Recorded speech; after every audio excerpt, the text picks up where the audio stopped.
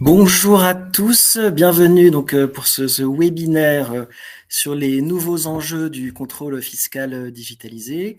Donc Stéphane Glogowski, je suis responsable de la revue de jurisprudence fiscale et donc je vous propose cette rentrée un petit point sur le contrôle fiscal digitalisé.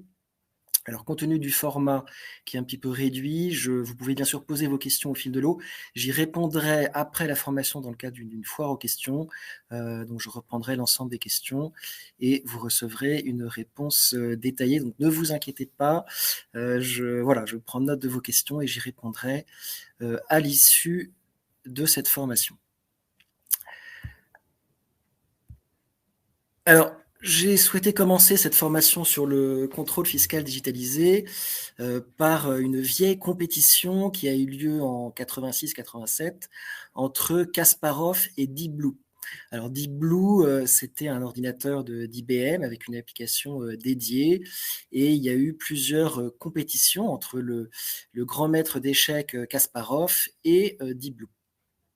Alors, ce qui est assez intéressant dans cette compétition qui a duré à peu près 2 ans, c'est que certains tournois ont été gagnés par, on va dire, l'être humain, donc Kasparov, d'autres par Deep Blue, mais qu'au fur et à mesure des tournois, l'application informatique s'est adaptée et son niveau a augmenté progressivement, à un tel point qu'à un moment, Kasparov a cru à une triche de la société IBM. Il a demandé la communication d'ailleurs des différents choix et algorithmes qui avaient été appliqués, et il pensait qu'en réalité, il y avait un autre joueur d'échecs qui était derrière l'ordinateur.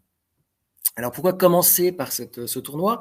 Parce qu'en réalité, on a ici en quelque sorte le combat d'échecs entre le contribuable et ses conseils et l'administration fiscale. Jusqu'à présent, on avait un combat qui était relativement équilibré et maintenant l'administration de plus en plus recourt à l'intelligence artificielle, au data mining, à différentes techniques qui vont lui permettre en réalité peut-être de prendre l'avantage. Et le fait d'être un contribuable, on va dire, expert ou consciencieux, un expert comptable voilà, qui réalise une image fidèle de l'entreprise, un très bon avocat fiscaliste, pourrait ne pas suffire dans le contexte actuel. Et donc, je propose de vous faire une sorte de petit panel de ces différents outils maintenant qui attendent le contribuable et son ou ses conseils. Alors tout d'abord, quelques chiffres. Il faut savoir qu'en termes de programmation de contrôle fiscal, actuellement, on a un quart des contrôles fiscaux qui sont programmés à la suite d'une analyse de données automatisées, ce qui est considérable.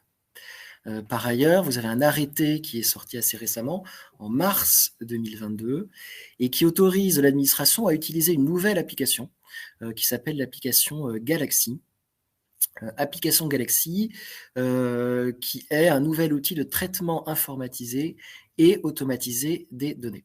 Alors, lorsqu'on jette un petit coup d'œil à l'arrêté, on n'a pas vraiment beaucoup d'informations et l'administration communique sur l'application Galaxy et elle nous dit que cette application va permettre de visualiser de la donnée. Alors, on ne comprend pas forcément ce qu'elle veut dire par là, et elle nous parle d'arbres généalogiques, de représentations graphiques de statistiques, et on comprend qu'en réalité, cette application Galaxy permet de mettre en résonance des données, de rapprocher les données d'entités professionnelles avec les données de personnes physiques, et qu'en réalité, on va avoir un certain nombre d'ensembles, chiffre d'affaires, régime d'imposition, obligations déclaratives, qui vont être mis en corrélation et qui vont permettre aux vérificateurs de faire des relations causales entre ces différentes données. Donc on est vraiment sur une application qui est très récente et qui va avoir bien évidemment des incidences. Alors, les services fiscaux nous disent, mais en réalité, ce qu'on fait avec l'application Galaxy, on le faisait déjà il y a quelques années, le rapprochement des données, mais ça nous prenait plusieurs heures, plusieurs jours parfois. Et là, ça nous prend quelques secondes. Donc on voit qu'en réalité, avec cette digitalisation, on a une accélération du temps qui est extrêmement importante. Un traitement des volumes de données également qui est considérable. On le voit, là, chaque année, la DGFiP va analyser pratiquement 200 téraoctets de données qui sont issues des échanges automatiques d'informations en provenance de 92 pays. Donc on a cette corrélation entre d'une part une accélération du temps, c'est-à-dire un traitement informatique, et des données qui vont être analysées qui sont considérables. Et donc, bien évidemment, tout ceci bouleverse le contrôle fiscal. Et la question qu'on peut se poser, c'est voilà, est-ce que nous, conseils, experts comptables, contribuables, directeurs fiscaux, est-ce que nous sommes prêts, je dirais, à résister à cette vague analytique et informatique? Alors, durant cette formation, on va faire quelques focus sur des points déjà qui sont bien maîtrisés, mais on va y passer rapidement. Donc le fichier des écritures comptables, l'examen de comptabilité, il y a quelques questions qui se posent sur le contradictoire. On verra également cette nouvelle question de la facturation électronique qui arrive avec un horizon 2024-2026. On fera également un point sur le data mining. Voilà, où est-ce que l'administration en est dans son data mining? On voit beaucoup d'informations qui circulent, des applications sur les piscines des contribuables, etc. Bon, qu'est-ce qu'il en est exactement?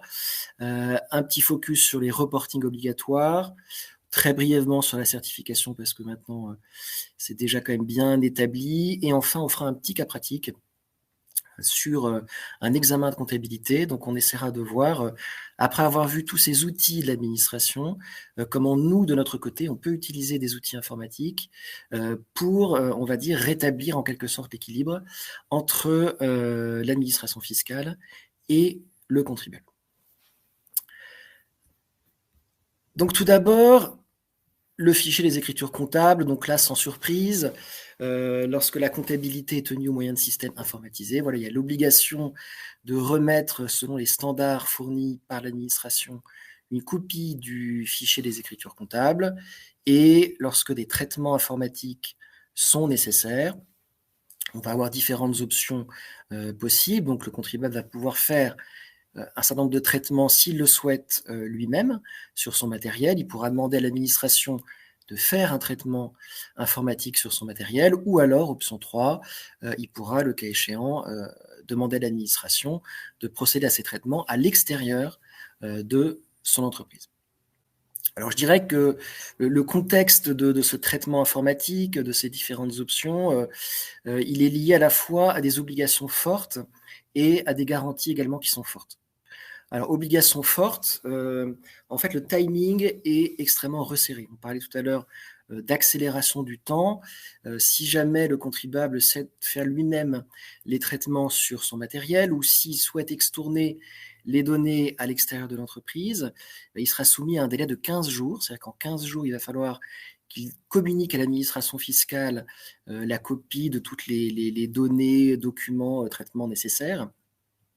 Et d'ailleurs, souvent, le délai est tellement contraint que il pourrait, dans certains cas, être dirigé vers l'option 2 s'il sent qu'il n'arrivera pas soit à traiter lui-même, compte tenu de ce qui lui est demandé, soit à extourner vers l'administration, ce qui peut être une option sage, mais en même temps un peu contrainte par les délais, s'il veut éviter de dépasser le délai et d'être en situation peut-être d'opposition à contrôle fiscal.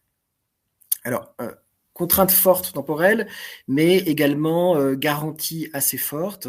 Et la jurisprudence dit qu'en réalité, l'administration doit fournir au contribuable ce qu'on appelle un choix éclairé. C'est-à-dire qu'il est soumis à différentes options, mais il faut que l'administration, lorsqu'elle l'informe de cette vérification et des traitements qu'elle veut réaliser, lui donne un cahier des charges précis sur les investigations qu'elle souhaite mener, notamment sur les données qu'elle souhaite analyser. Alors, ça ne veut pas forcément dire qu'elle va donner des informations sur les traitements informatiques. Elle le fera dans un second temps si jamais le contribuable estime devoir procéder lui-même à ces différents traitements. Mais déjà, elle doit lui donner des informations précises sur les données. Et on a plusieurs décisions de jurisprudence qui considèrent des procédures d'imposition comme irrégulières parce que le vérificateur, dans son avis, avait été beaucoup trop light dans les précisions. Il avait donné des axes de contrôle.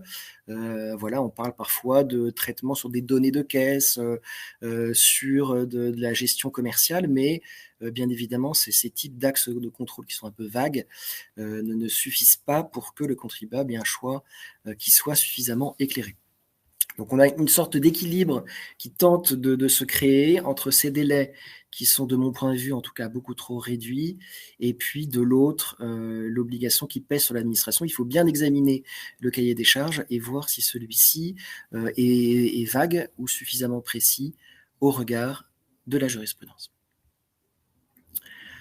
Alors les sanctions, bien sûr, il y a toujours des sanctions qui planent si le FEC n'est pas remis ou si même il n'est pas conforme, avec une amende qui pourrait être de 5 000 € ou si c'est supérieur, 10% de rehaussement des droits. Attention bien évidemment à l'opposition à un contrôle fiscal. Bon, sachant que la jurisprudence déclenche cette arme quand vraiment il y a une intention délibérée. Voilà, on a des cas de personnes qui vont supprimer des données pour faire obstacle au traitement réalisé par l'administration. Et là, bien évidemment, on a une évaluation d'office des bases, on a une majoration de 100%. Donc, quitte à dépasser légèrement les délais, évitons bien sûr de neutraliser des données qui pourraient conduire à des conséquences très dommageables pour le contribuable. Alors, quelques questions qui se posent sur les garanties. On a en fait un bouleversement de facto des garanties du contribuable. Jusqu'à présent, on avait, je dirais, la vérification de comptabilité du bon père de famille avec des documents papier et le vérificateur qui va prendre copie de ces documents. Il ne peut bien évidemment pas prendre les originaux des documents, sauf si le contribuable lui demande expressément et contraint reçu. Alors, quid, on va dire, des documents dématérialisés?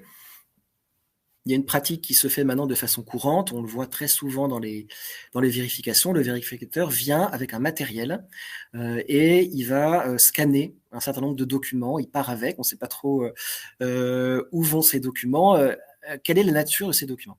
Est-ce que ce sont des originaux? Auquel cas, est-ce que la garantie classique s'applique? Ou est-ce qu'il s'agit de copies? Et en réalité, aussi bien les textes de loi que la jurisprudence nous dirigent plutôt vers des copies. Si on examine l'article 13F1 du livre des procédures fiscales, voilà, on nous parle d'une copie des documents sous forme dématérialisée.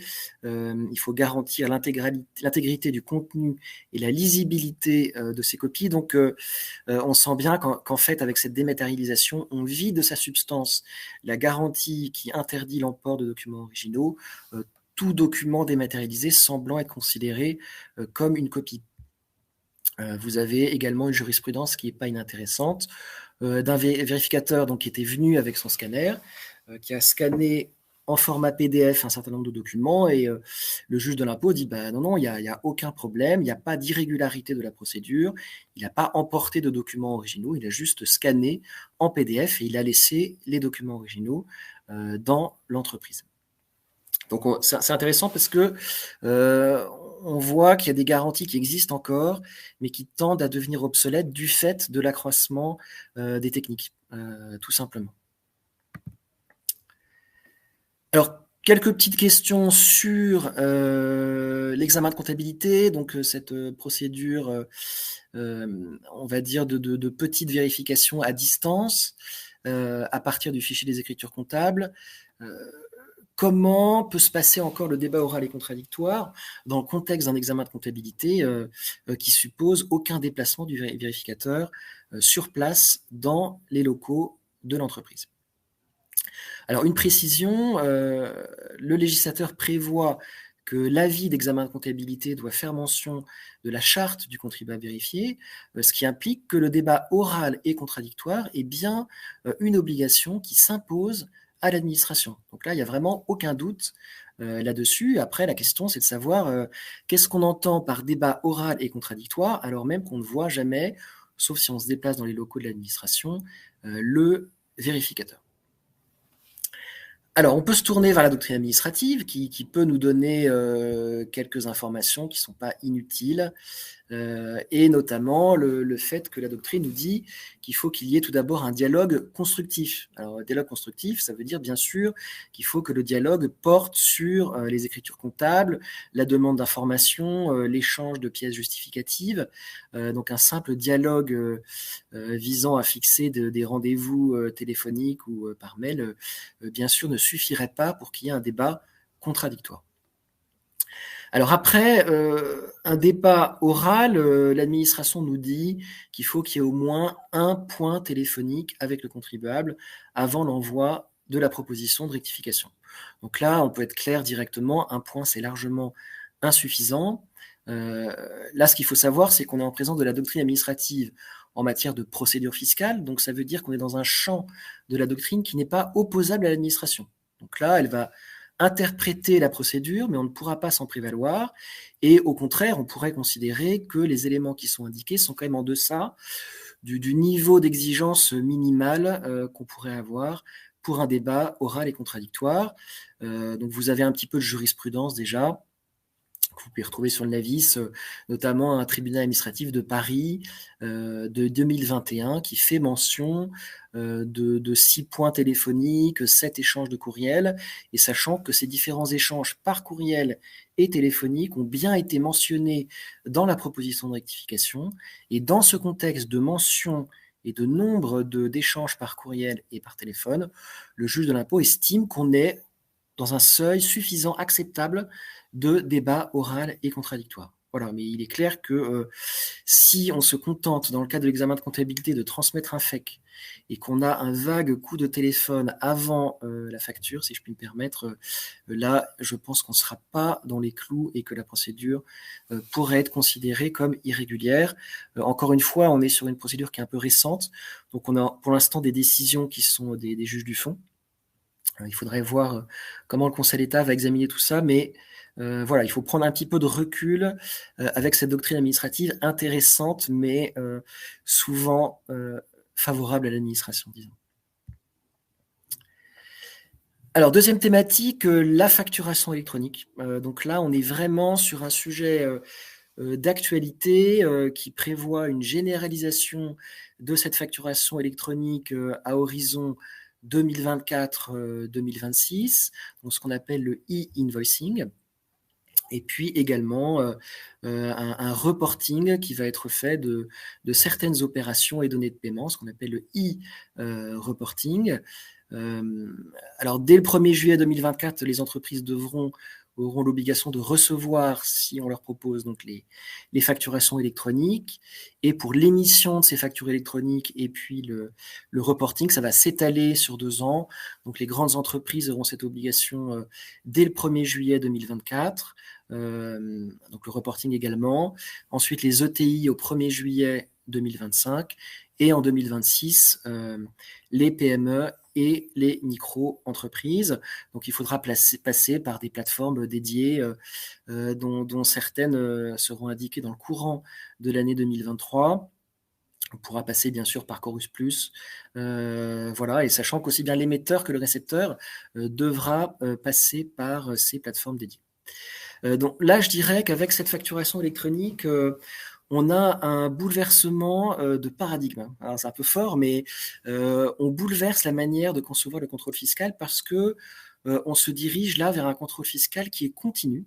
Alors bien sûr, le but c'est de faire la programmation, mais on voit bien qu'avec même le fichier d'écriture comptable ou l'examen de comptabilité, on était quand même circonscrit matériellement et dans le temps. Hein, la vérif de compta, en dessous de certains seuils, on est à 3 mois. L'examen de compta, on est à 6 mois à compter de la réception du FEC. Donc, on a une dimension temporelle et matérielle, alors que là, on est vraiment sur quelque chose de très différent, une masse de données énorme qui va être traitée, et ce concept, voilà, de contrôle continu au fil de l'eau, qui vient véritablement bouleverser l'approche qu'on peut avoir de l'analyse des données. Alors, l'objectif, on va dire avoué, de cette facturation électronique, c'est la lutte contre la fraude à la TVA, mais comme d'habitude, quand on ouvre une porte, après, il faut voir bien sûr ce que l'administration va en faire. Dès lors qu'elle va exploiter des facturations, est-ce qu'elle pourrait pas, par exemple, également les exploiter pour des questions de prix transfert? Donc, il faudra voir à l'usage comment tout ceci va être utilisé. Mais effectivement, là, on va avoir des possibilités pour l'administration qui sont véritablement exponentielles. Donc facturation électronique, horizon 2024-2026. La taille des entreprises, je le précise, sera fixée milieu 2023 à partir du dernier exercice clos. Donc c'est là qu'on verra quelle est la taille des entreprises et donc les dates d'application, notamment pour l'émission et le reporting de ces facturations. Alors, quelques éléments de réflexion sur le data mining. Je dirais que le data mining, là, on est sur une discipline qui n'est pas si ancienne que ça. Ça a commencé en 2014 à peu près, donc c'est quand même relativement récent. Et on a eu différentes étapes on va dire, d'exploitation de ce data mining, avec la création en 2014 de la mission requête et valorisation. Alors au début, cette mission requête et valorisation, on va dire qu'elle a commencé de façon un petit peu modeste, on appelle le data mining restreint. L'objectif à l'époque, c'était on va dire, décloisonner les informations au sein de l'administration fiscale, notamment les données IR, TVA et IS. Et à l'époque, la mission R&V, si on peut dire, avait commencé à exploiter des données publiques type Bodac, Infogreffe, ce genre de choses, et à créer une corrélation. Alors, sachant que ce data mining restreint était limité aux entreprises, le but c'était la fraude à la TVA. Donc, on avait un périmètre qui était assez circonscrit et une exploitation de données qui demeurait relativement restreinte malgré tout. Si on se place sur l'année 2016, on a déjà quelques centaines de dossiers qui sont transmis en vue d'une programmation de contrôle fiscal sur la base de ce data mining restreint, ce qui est déjà quand même relativement conséquent. Alors, deuxième étape, on va dire le data mining étendu. Donc, à compter de 2017, on décide non seulement de pérenniser le système du data mining, mais d'étendre le champ du data mining aux particuliers. Et là, on va être sur une exploitation de données extrêmement importante et surtout des conséquences de contrôle qui vont être beaucoup plus importantes. À titre d'exemple, en 2019, je vous avais parlé tout à l'heure en 2016 de centaines de dossiers, on passe à plus de 100 000 dossiers transmis en vue d'une programmation de contrôles fiscaux, tous les comptes à l'étranger qui vont entrer dans la moulinette de ce data mining, et on va atteindre des rehaussements en 2019 liés à ce data mining, donc la mission R&V, de pratiquement 800 millions d'euros. Donc des montants qui sont quand même relativement importants. Augmentation grâce à la mission R&D des contrôles de 142% entre 2018 et 2019. Donc là, on voit une marge supplémentaire qui est franchie. Et à compter de 2020, là, on franchit une nouvelle étape avec la loi de finances pour 2020. Alors, j'ai marqué data mining massif. Pourquoi ? Eh bien, parce qu'on va pouvoir maintenant, ou l'administration va pouvoir, selon une expérimentation sur 3 ans, collecter des données sur les réseaux sociaux. Alors, bien évidemment, comme d'habitude, on établit quelques garde-fous. On va dire qu'on va se concentrer sur les fraudes les plus graves, sur les problèmes de domiciliation fiscale, sur les activités illicites telles que les trafics de tabac, de stupéfiants, d'armes et ce genre de choses. Voilà, et il y a quelques garanties qui sont octroyées, notamment l'impossibilité de sous-traiter ces données, ce qui là pour le coup est quand même très important, et le fait notamment que le data mining n'est censé porter que sur des données qui sont publiques et manifestement données en libre accès au public. Alors, il y a également un petit délai qui est fixé de 30 jours, au-delà duquel l'administration ne peut conserver que les données qui lui sont strictement essentielles. Après, la question est de savoir ce qu'on entend par strictement essentiel, c'est toujours la même chose avec les critères juridiques. Voilà. Donc là, c'est vraiment intéressant parce que entre la facturation électronique et qui conduit à un contrôle au fil de l'eau et cette programmation de contrôle qui est liée au data mining, on voit quand même que progressivement, l'étau se resserre sur le contribuable avec des techniques d'analyse qui sont très puissantes par l'outil informatique. Alors, par ailleurs, quelques éléments sur le reporting, notamment le reporting qui est lié à la directive DA-C6. Alors, ce reporting obligatoire, il est vraiment très sensible, puisqu'il va concerner un certain nombre d'intermédiaires, de professionnels, avocats, comptables, établissements bancaires, qui vont avoir l'obligation de déclarer des montages transfrontières qui seront potentiellement fiscalement agressifs au vu d'un certain nombre de marqueurs qui sont fixés par la directive. Alors c'est un dispositif qui vraiment pose difficulté, notamment au regard du secret professionnel des avocats. Alors il y a des mesures de tempérament. Un avocat soumis au secret professionnel ne pourra faire une telle déclaration que si il en a l'autorisation expresse de son client, et s'il n'a pas l'autorisation expresse de son client, il devra notifier cette difficulté ou ce montage aux autres intermédiaires qui y participent, ou alors à son client directement, mais on voit bien malgré tout qu'on tourne un petit peu en rond et qu'il y a quand même une très grosse ambiguïté qui est liée à la profession d'avocat, qui est soumise à un secret professionnel, et on lui demande ni plus ni moins, je mets un peu les pieds dans le plat, de dénoncer son client. Donc bien évidemment, vous avez des recours qui ont été engagés, et vous avez un arrêt qui est très intéressant du Conseil d'État, qui est du 25 juin 2021, donc c'est une requête 448-486, et le Conseil d'État accepte, dans le cas de cet arrêt, de transmettre la conformité du dispositif aux principes communautaires, et notamment le Conseil d'État estime que ce dispositif pourrait poser des difficultés au regard du droit à un procès équitable, également les droits au respect de la correspondance et de la vie privée. Voilà, les conseils d'État relèvent, donc je cite, que l'obligation de déclaration de soupçons pesant sur les avocats constitue une ingérence dans leurs droits au secret professionnel. Voilà. Donc là, on sent quand même qu'il y a une ligne rouge qui est franchie, qui vient perturber, on va dire, l'essence même de certaines professions, et ce que semble dire le Conseil d'État, qu'il y aurait une sorte d'atteinte disproportionnée aux principes qui sont communautaires, qui sont désignés. Donc il faudra voir bien sûr ce que dira la CJSCE sur la conformité de ce dispositif à ces principes.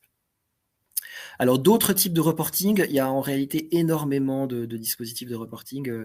Je ne vais pas tous les reprendre, mais on a le country by country reporting, on va dire non public, qui oblige voilà, les entreprises multinationales qui vont avoir des succursales ou des filiales à l'étranger à faire une déclaration de résultats pays par pays. Et puis on aurait dans l'avenir une nouvelle obligation dite CBCR publique, c'est-à-dire une obligation de reporting qui permettra à tout le monde, puisque la CBCR non publique n'est pas accessible à tout le monde, d'accéder à différentes données d'entreprise. Donc en plus se surajoute, on va dire, sur le bloc classique, ce bloc de transparence. On avait déjà vu dans l'administration fiscale ce qu'on appelait le mur de la honte, qui consistait à afficher certains redressements fiscaux, et donc là, c'est pas la honte, bien sûr, mais c'est une forme de transparence un petit peu forcée par cette directive du 24 novembre 2021. Il y a d'autres reportings, notamment sur les prix de transfert, obligeant certaines entreprises, soit durant la vérification, à transmettre une documentation précise, également à transmettre tous les ans certaines documentations prix de transfert. Donc voilà, on a une sorte de généralisation, au-delà même des questions de facturation et puis data mining, de transmission d'informations. Donc là, on a vraiment un flot de données qui est extrêmement important. Alors également, les questions de certification de logiciel, là, on est sur une obligation qui est plus ancienne, qui date en réalité de 2018, avec l'obligation pour les assujettis à la TVA qui enregistrent des règlements des clients au moyen de logiciels de caisse d'utiliser un logiciel qui est sécurisé et certifié.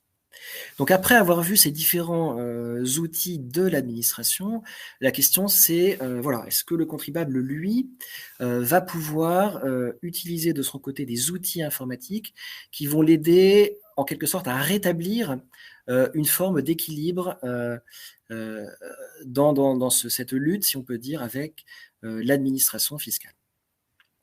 Donc je vais partager brièvement mon écran et on va faire un petit cas pratique d'examen de comptabilité. Voilà, donc là c'est un petit peu, voilà, ça. Donc là vous avez un avis donc d'examen de comptabilité avec différentes informations qui vont être transmises. Bien évidemment, l'administration rappelle la mention, en tout cas il faut bien le vérifier, de la charte du contribuable vérifié. Et elle va transmettre un certain nombre de délais, déjà les sanctions qui apparaissent en cas de non-transmission du FEC. Donc, obligation de transmettre le FEC dans un délai de 15 jours. À réception du FEC, donc il y a un délai de 6 mois qui va commencer à courir. Et si je fais défiler mon avis, on nous parle également d'un conseil.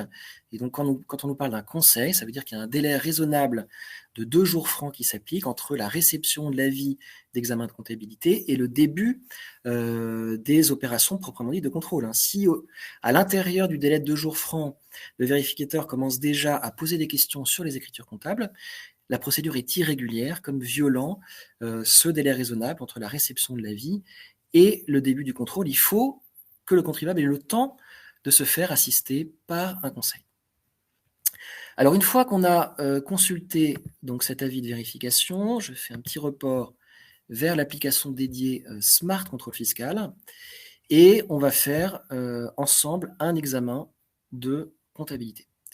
Donc là, vous avez déjà un dossier qui a été ouvert avec quelques informations, donc la petite timeline qui est sur le côté, et je peux indiquer soit le numéro SD qui est en haut du courrier, ou je vais mettre plus simplement examen de comptabilité. Donc voilà, là j'ai l'avis d'examen de comptabilité. Et je vais indiquer une date, par exemple, au 22 septembre. Voilà. Donc, je vous ai parlé tout à l'heure d'un certain nombre de dates, donc délai de 15 jours, délai de 6 mois de l'examen de comptabilité, également la question du délai raisonnable. Donc, on va pouvoir, grâce à l'ordinateur, déjà calculer l'ensemble de ces dates. Donc, inutile de prendre sa calculette et de tenter de griffonner des jours en essayant de prendre en compte les jours fériés et ainsi de suite. Donc là, je vais prendre, alors je vais baisser un petit peu, voilà. On va prendre une date, par exemple,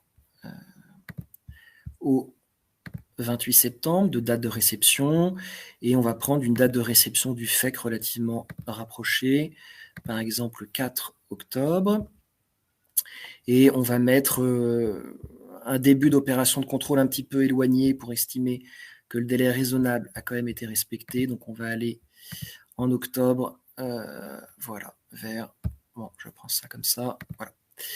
Voilà, donc là, vous voyez, en quelques secondes, c'est le concept, l'accélération du temps, vous avez déjà toutes vos dates limites qui sont calculées. Donc la date limite d'envoi de votre fiche des écritures comptables, vous aurez déjà la date limite qui doit être respectée par l'administration, qui est la date limite de l'examen de comptabilité, et vous aurez ce petit rapport que vous pourrez envoyer à votre client, on peut en procéder à une extraction, et qui va déjà donner des informations personnalisées sur ces différents éléments. Donc si je vais par exemple sur la régularité de l'avis d'examen de comptabilité, je vais avoir voilà, déjà la vérification que le délai de 2 jours francs a bien été respecté. Donc vous voyez, là on a une sorte de tableau de bord de ce que je qualifierais d'anti-Galaxy. C'est-à-dire qu'on a l'application Galaxy côté administration, et pour le contribuable, on a cette possibilité d'avoir ce tableau de bord qui va délivrer tous les modèles opérationnels. Donc il y a plus de 200 modèles qui ont été créés pour l'occasion, 70 courriers qui ont été analysés, et vous avez à peu près 50 modules de calcul qui sont assez complexes à la disposition du contribuable. Alors bien évidemment, vous allez pouvoir suivre dans votre timeline les différents phase du contrôle. Et après, on peut passer bien sûr à des courriers suivants. Si jamais j'ai, mettons, une proposition de rectification suite à un examen de comptabilité, voilà. Donc je vais indiquer une date peut-être un peu plus éloignée, voilà, ici, et donc je vais continuer à suivre mon contrôle avec, comme d'habitude, les modèles. On va peut-être indiquer que la procédure est contradictoire, voilà, je vais un petit peu vite. La date de réception peut-être du courrier, donc on va indiquer le 27, voilà, pas de demande de prorogation. Et vous aurez déjà tous les modèles dédiés, donc qui s'adaptent à la procédure contradictoire, et la date limite de réponse au courrier de l'administration. Donc voilà pour on va dire cette petite démo. Voilà, donc ça c'est un point qui me semble essentiel. Je dirais qu'il faut répondre. Il faut relever le gant, si je puis dire. On a maintenant cette application Galaxy, et donc il est important également que le contribuable puisse également disposer voilà, d'un outil dédié qui va l'aider à mener à bien son contrôle. Voilà, donc voilà, la formation arrive à son terme. Je vous remercie de votre attention. Bien évidemment, je ne vous oublie pas pour les questions. Donc, je vais examiner consciencieusement les questions qui ont été posées et j'y répondrai dans le cadre d'une foire aux questions. Donc, merci infiniment et donc à bientôt pour un prochain point ou un prochain webinaire. Merci.